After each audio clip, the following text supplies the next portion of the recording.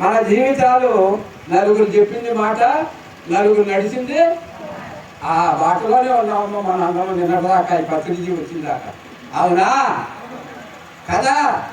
ఇప్పుడు ఎలా ఉన్నారు అని అంటున్నాం. ఇందులో కొత్త వాళ్ళు కాకుండా సీనియర్స్ ఉంటే సీనియర్లో 50 మంది దీనికి అతుక్కోకుండా ఇంకా ఇబ్బందులు పడతానే ఉంటారు. ఏం పొందారమ్మా చెప్పండి అంటే చెప్పిన లేదమ్మా మాకు కొంతమంది. ఏం చెబుతాం లేదంటారు, హాయిగా ఉందంటారు, అంతే. ఈ 2 చోట్ల కనిపిస్తున్నాం ఇక్కడ. మరి మేమెందుకు చెబుతున్నాం? అసలు 17 ఏళ్ళ నుంచి దేశం పట్టుకొని తిరిగి ఎర్ర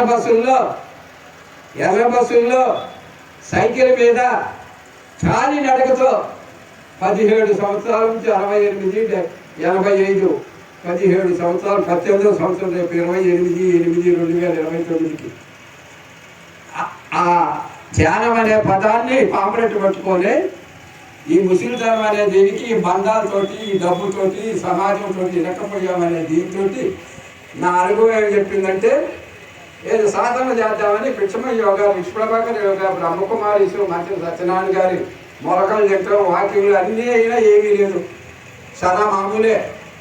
ఆ టైంలో పాంప్లెట్ వచ్చింది. పాంప్లెట్ వచ్చి తీసుకున్నా. ఈ పిచ్చి నా కొడుకులు ఏం చెప్తే పాంప్లెట్ వస్తున్నారు, ఈ పిచ్చి నా కొడుకు వస్తున్నారు ఏం అసలు. ముసలిండే నాకు మోకాళ్ళు ఎప్పుడు అంటే కడుపు చూసుకుంటూ తగ్గుతాయి అంట, తగ్గించేవాళ్ళు తగ్గిపోతే ఇదేం తగ్గించుకుంటా అని నా భావన.